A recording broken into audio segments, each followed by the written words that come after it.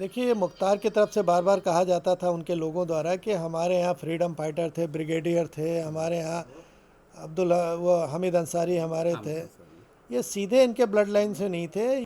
जो उस समय के माफिया लोग, अगर एलएमजी हमने उस समय रिकवर ना की होती तो कृष्णानंद तो पौने 2 साल पहले ही ख़त्म कर दिए गए होते। मुख्तार अंसारी जराइम की दुनिया के बेताज बादशाह, माफिया डॉन, लेकिन अब वह हो गया अतीत क्योंकि उसकी हो चुकी मौत। और एक ऐसे शख्स से हम आपसे मुलाकात कराए जा रहे हैं जो उसको बहुत करीब से देखता था, जानता था, तत्कालीन डीएसपी शैलेंद्र सिंह जी। शैलेंद्र जी, पहला सवाल ये कि आपने मुख्तार को बहुत करीब से देखा, उसकी पर्सनालिटी के बारे में आप क्या कहेंगे? जो उस समय के माफिया लोग थे उनमें सबसे चालाक श्रेणी में अगर मैं किसी को रखूं तो मुख्तार अंसारी था। और वो जानता था कि किस तरह से हमें सरकार का समर्थन लेना है, किस तरह से अपने लोगों को अपने पक्ष में करना है, उनका रॉबिन हुड बन के झूठा ही दिखाने के लिए लेकिन रॉबिन हुड बनना है, और पॉलिटिकल संरक्षण भी लेना है। आपने देखा है सपा हो बसपा हो, ये सबके लिए प्रिय था। कोई और दूसरा अपराधी ऐसा नहीं है जो सबके लिए प्रिय हो। और इसने इसका मतलब बेनिफिट उठा के एक बहुत बड़ा आर्थिक साम्राज्य बनाया अपना। मुख्तार की तूती केवल उत्तर प्रदेश नहीं, अन्य स्टेट्स में भी होती थी। इंटरनेशनल लेवल पे भी इसके सब बाहर इन्वेस्टमेंट हुए। लेकिन समय बदलता है। अब वही जो इसने आर्थिक साम्राज्य बनाया था अपराध की दुनिया से, उसी की रिकवरी हो रही है, उसी की नीलामी हो रही है। गैंगस्टर एक्ट के तहत उसको कॉन्फिस्केट किया जा रहा है। तो समय बदला है। जिस पुलिस को ये खौफ में रखता था, आज उस पुलिस के खौफ में ये जी रहा था। बार बार न्यायालय से सब जगह गुहार करता था कि हमको स्लो पॉइजन दिया जा रहा है, या प्रॉपर मेडिसिन नहीं दी जा रही, या फैसिलिटीज़ मेडिकल नहीं है प्रॉपर। और इसका बहाना बना के अदर जेल ट्रांसफ़र होने के लिए, नहीं, स्टेट से बाहर जाने की उसकी प्लानिंग थी, जो मुझे मालूम था। लेकिन दुर्भाग्य उसका देखिए, उसकी प्लानिंग उसके ऊपर ही हावी हो गई। जो दूसरे को भय दिखाता था वही भय इसके अंदर आ गया कि मैं मार दिया जाऊंगा, मार दिया जाऊंगा, और उस भय में ही कार्डियक अरेस्ट इसको हो गया। आपकी जब पहली बार, कभी मुख्तार साहब की मुलाकात ज़रूर हुई होगी, जब पहली बार आपकी मुलाकात उससे हुई, आमना सामना हुआ, तो क्या वो मंज़र था, किस तरीके से वो बातचीत हुई, क्या हुआ? आपको जान के आश्चर्य होगा, मेरा मुख्तार से आज तक आमना सामना नहीं हुआ है। जो भी हम लोगों ने कार्रवाई की थी फ़ोन पे लिसनिंग में की थी, और आमना सामना उस समय होना था, लेकिन संयोग से सूचना लीक हो गई तो ये भाग गया डर के मारे। और 10-11 दिन तक तो डर के मारे फ़ोन को हाथ भी नहीं लगा रहा था। इसका भाई इसके सगे जीजा से बात कर रहा था, और उसने कहा मुख्तार भैया से बात कराओ, तो उसने कहा भाईजान तो इतना डर गए कि फ़ोन को हाथ भी नहीं लगा रहे हैं। तो ये हमसे सामना नहीं करने की इसकी हिम्मत थी। मैं तो रिज़ाइन करके अकेले भी बनारस से चुनाव निर्दल लड़ा, घूमता रहा पब्लिक में। एक बार लोहता में ज़रूर आमने सामने इसकी कानवा, हम मीटिंग कर रहे थे, ये भी कानवा आ गया, और हमारे लोगों के, साधारण लोगों ने इसकी गाड़ी रोक ली, शीशा डाउन कराया, कहा शैलेंद्र भैया का पर्चा पढ़ लेना। अब आप सोचिए, मैं डर रहा था कि ये नॉर्मल लड़के हैं, कहाँ क्या कर रहे हैं। मैं जब चला गया, सब मीटिंग ख़त्म हुई, तो लड़कों से रात में पूछा, तुम्हें डर नहीं लग रहा था मुख्तार अंसारी का, तुम गाड़ी का शीशा डाउन करा के कह रहे हो शैलेंद्र भैया का पर्चा पढ़ लीजिए। तो जानते उस बच्चे ने क्या कहा, फेरी लगाता था कि भैया जिसका लीडर ऐसा हो तो हम खुद अपने को शैलेंद्र सिंह समझ रहे हैं। और वो बात मेरे घर में बैठ गई, मेरे अंदर बैठ गई कि नहीं, जनता हमसे बहुत उम्मीद की है, और उसी भावनाओं को, जनता के भावनाओं को तरजीह देते हुए मैंने एक सकारात्मक सोच लेके 20 साल जिया। वरना हमारे जैसा अधिकारी जितना इन लोगों ने परेशान किया, वो पागल होकर आत्महत्या कर लेता। लेकिन खाली इस उम्मीद पर मैं सकारात्मक सोच के साथ काम करता रहा कि बहुत से लोग, यूथ हमको वॉच कर रहे हैं कि क्या इनके साथ भी अन्याय होगा, क्या इनको भी दुख झेलना पड़ेगा। लेकिन आज उन सबको जवाब मिल गया कि नहीं, ऐसा नहीं है। गलत रास्ते वाले को उसकी सज़ा मिलेगी, और जो सही रास्ते पे उसको साथ न्याय होगा। एलएमजी प्रकरण बड़ा मशहूर है आपका, बहुत बार आपने बताया भी उसको। वो एलएमजी मिलने का पूरा किस्सा था, किस तरह से आपने इसको डिकोड किया, और जब एलएमजी मिला तो उसका पर्पस क्या था? एलएमजी जब इनको इंटरसेप्ट किया गया था इन पर निगरानी के लिए, क्योंकि क्रॉस फायरिंग लखनऊ में मुख्तार और कृष्णानंद के बीच में हुआ था। ये जनवरी शुरुआत में 2004 में की बात है।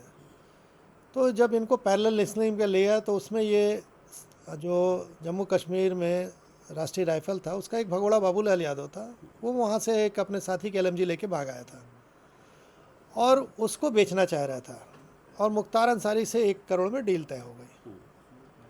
हम लोग की चुनौती ये थी कि डील अगर ये इसके पास चली गई, मुख्तार के पास, तो लेना मुश्किल हो जाएगा, और LMG चलेगी तो बहुत बड़ा हादसा हो जाएगा, सैकड़ों लोग मर जाएंगे, तो उसको रोकना था। तो उसको सकुशल हम लोगों ने रोका, और रोका ही नहीं बल्कि एक बहुत बड़ा हादसा होने से इस रूप में रोका कि अपने फ़ोन में जो लिसनिंग में हम लोग लिए थे उसमें टेप भी हुआ है, एविडेंस एक्ट के तहत वो रिकॉर्ड भी है, केस डायरी में भी दर्ज है। ये बार बार अपने लोगों से कहता था कि LMG ज़रूरी हमको, क्योंकि हमारे विरोधी यानी कृष्णानंद की जो बुलेट प्रूफ गाड़ी है वो राइफल के अगेंस्ट है, तो LMG मिल जाएगी तो हम भेज देंगे, मार देंगे। तो अगर LMG हमने उस समय रिकवर न की होती तो कृष्णानंद तो 1.25 साल पहले ही ख़त्म कर दिए गए होते। 2 साल पहले। तो 1.25 साल की उनको लाइफ मिली, और लेकिन दुर्दांत इतना था कि उसके बावजूद भी उसने उनकी हत्या की, और नृशंस तरीके से की, उनकी शिखा काट के ले गया, तमाम बातें हुई, देखा आपने सबने। तो ये है। शैलेंद्र जी, बहुत अरसे से हम लोग यहाँ रिपोर्टिंग कर रहे हैं यूपी में, लखनऊ में, और एक बात कही जाती थी कि इतने ज़्यादा दागी विधायक पहुँच चुके हैं विधानसभा कि और एकजुट हो जाएं और अपने पार्टी बना लें तो बहुमत की सरकार बना लेंगे। अब धीमे धीमे वो चीज़ ख़त्म हुआ, एक सर्किल जो होता है वो पूरा हो गया। इसके पीछे क्या वजह मानते हैं आप? एक साइकिल थी जो पूरी हुई। देखिए, हमारे पूर्वांचल विशेषकर रूप से बहुत पिछड़ा इलाका है। आप देखे होंगे कि ये रॉबिन हुड क्यों बन जाते हैं। जो गवर्नमेंट की स्कीम उनको जाती है उनको पता ही नहीं रहती आम जनता को। तो इन लोग क्या करते हैं कि अपने साथ लेते हैं उनको कि तुम मेरे साथ रहोगे तो तुमको ये लाभ मिलेगा। तो वो व्यक्ति क्या समझता है, हम भैया के साथ हैं तो भैया ने हमको लाभ दिला दिया। तो उनके भैया हो गए, उनके बाप दादा हो गए, उनके रॉबिन हुड हो गए, जबकि वो सरकार की स्कीमें हैं।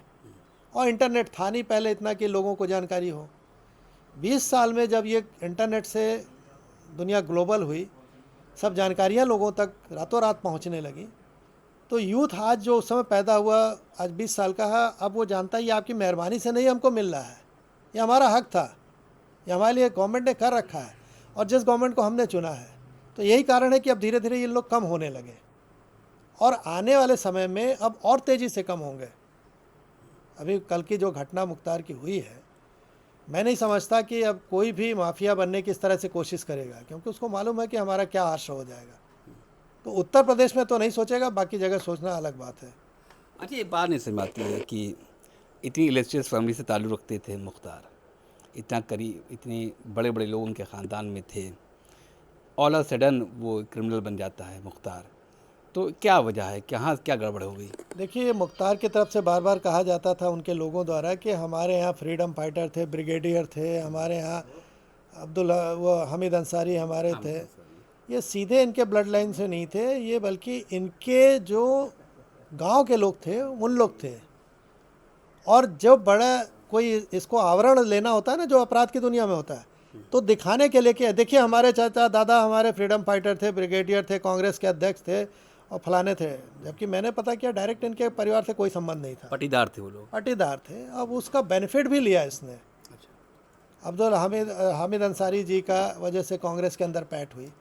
आपने देखा होगा 3 साल पहले जब पंजाब जेल में था ये, तो यहाँ आना नहीं चाहता था, वहाँ अपने जेल के अंदर से रह के पूरा साम्राज्य चला रहा था, खालिस्तानियों से वहाँ मिल के बाकायदे इंटरनेशनल डीलिंग कर रहा था।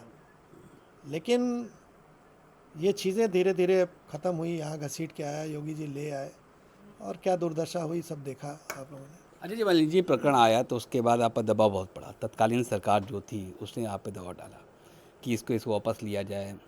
जो आपके सीनियर्स थे उन्होंने आपसे क्या बात की? कोई आपके पक्ष में क्यों नहीं खड़ा हुआ तो उसने क्या किया आपके लिए? देखिए, हम लोग के पक्ष में जो स्टैंड लिया था उस समय तत्कालीन IG बनारस थे मनोज सिंह, DIG रेंज थे सतीश यादव, STF SSP राजकुमार विश्वकर्मा, इन सब का ट्रांसफ़र रातों रात कर दिया गया। और बनारस के SSP जो सुभाष चंद्रादित्य थे, जिनकी पत्नी उस समय मुलायम सिंह की सेक्रेटरी थी अनीता सिंह, इन्होंने मुलायम सिंह के बिहाफ पर सब मुझसे बात किया कि इसको वापस ले लो, मुलायम सिंह नाराज़ हैं, ये है वो है। और जब मैं नहीं माना तो पूरी STF यूनिट क्लोज करके लखनऊ बुला ली गई, और 15 दिन तक हमारे पर भी दबाव बनाया गया, और अंत में फिर मैंने रिज़ाइन किया। आप टूट गए या आपने हार मान ली? नहीं नहीं, न टूटने न हार मानने की बात थी। मेरे अंदर एक सोच थी कि मैं अब यहाँ रह के पब्लिक मनी से जो हमको तनख्वाह मिल रही है, सैलरी मिल रही है, मैं उसको जस्टिफाई नहीं कर सकता हूँ। पब्लिक हमको सोचती है कि भाई एसटीएफ तो इतना नामी है, ये आ रही है तो सही काम करेगी, और हम क्या कर रहे हैं, जान पे खेल के अपराधी को पकड़े और सरकार के बैठे लोगों ने, नुमाइंदों ने 2 मिनट में कहा छोड़ दो इनको। तो इसके लिए तो हम नहीं आए थे, हम तो पब्लिक सर्वेंट के रूप में भर्ती हुए हैं ना, लोक सेवक हैं हम। तो मुझे लगा कि मैं अपने सैलरी को जस्टिफाई नहीं कर पा रहा हूँ, मैं अपने कर्तव्य को नहीं कर पा रहा हूँ, तो मैंने वहाँ से छोड़ के और अपना दूसरा लाइफ चुना। न मैं हारा और न मैं झुका, मैं तो उस चुनौती से और बड़ी चुनौती स्वीकार किया। आपको याद होगा मैं उस समय राजनीति में भी आया, जी जी, वही सवाल। मैं इंडिपेंडेंट चुनाव लड़ा, जबकि पॉलिटिकल पार्टीज का टिकट था मेरे पास, ऑफर था, लेकिन किस मैं पार्टी से ऑफर था? अब पार्टी को सभी का ऑफर था, मुलायम सिंह को छोड़ के सबका ऑफर था मेरे पास, बसपा से भी था? सब जगह से भाजपा ऑफर भी था, सब लोग चाहते थे कि इसको कैश करा लें।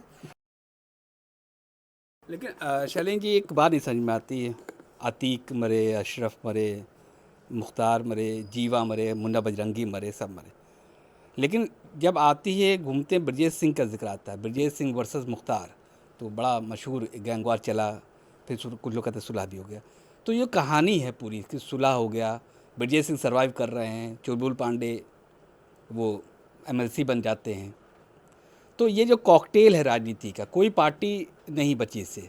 चुलबुल पांडे के समर्थन से सबको मालूम है, अमरनाथ त्रिपाठी आज कहाँ है सबको मालूम है, टिकट उनको यहाँ का नहीं मिला।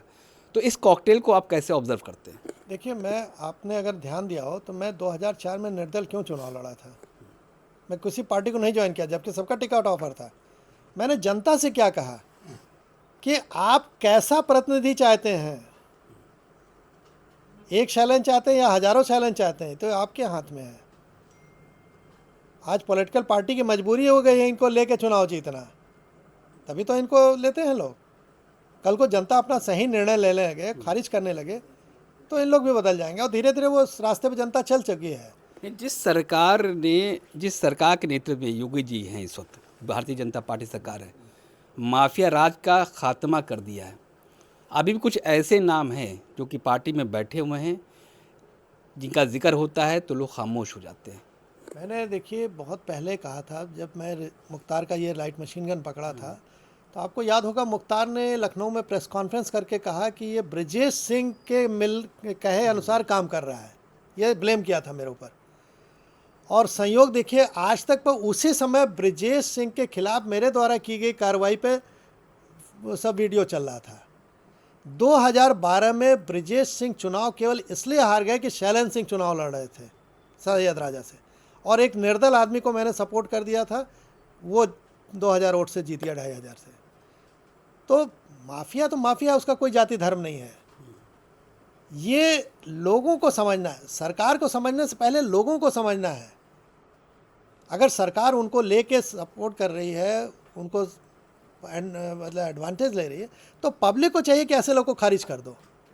लेकिन पार्टी नहीं करती। पार्टी को जब ये मालूम हो जाएगा ना कि इनको लेने से हमें नुकसान हो रहा है, तो क्यों लेगी आपको, और डिसाइड कौन करेगा ये? लंबी फेरिस है। नहीं, देखिए, कोई, हमने कहा ना, रातों रात हथेली पर सरसों नहीं उगता है, बदलाव हो रहा है, और ये आने वाले 5-7 साल में और तेज़ी से बदलाव होगा। आखिरी सवाल शैलेंद्र जी, मुख्तार अंसारी की डेथ के बाद आपको एक तस्कीन हुआ है कि चलो, जिसके ख़िलाफ़ मैंने आवाज़ बुलंद करी, जिसने मेरी नौकरी छीन ली, जिसने मुझे तमाम दिक्कतें पैदा करी, वो आज दुनिया में नहीं है, अपने कम को पा गया। कृष्णनंद राय के परिवार से आप मिलेंगे? देखिए, मैं आज तक इन लोग किसी परिवार से नहीं मिला हूँ। मेरा नेचर आप जानते हैं, मैं अपने काम तक सीमित रखता हूँ, ना कहीं जाता हूँ। मैं जाता भी हूँ तो अपने किसानों के बीच में, युवाओं के बीच में, उनके साथ बैठ के काम करता हूँ। फ़ोन पर भी मेरी कभी किसी से रह, लेकिन मुझे इस बात की खुशी है कि उनके परिवार को न्याय मिला। जैसा आप लोग के माध्यम से मालूम हुआ, उन लोगों ने कहा कि मुझे होली दिवाली अब मनेगी, मेरी 20 साल से नहीं मनाया, और जिस तरह से हत्या हुई थी, शिखा काटी गई थी उनकी, और एक बहुत बड़ा मैसेज दिया गया था लोगों को कि कोई हमारे रास्ते में ना आवे, तो नो डाउट उनके परिवार के लिए बहुत बड़ा दिन है। और मैं अपने रास्ते में, मैं किसी से मिलता जुलता नहीं हूँ। आपको मालूम है, आज मेरा कोई पॉलिटिकल एफिलियंस नहीं है, अलायंस नहीं है।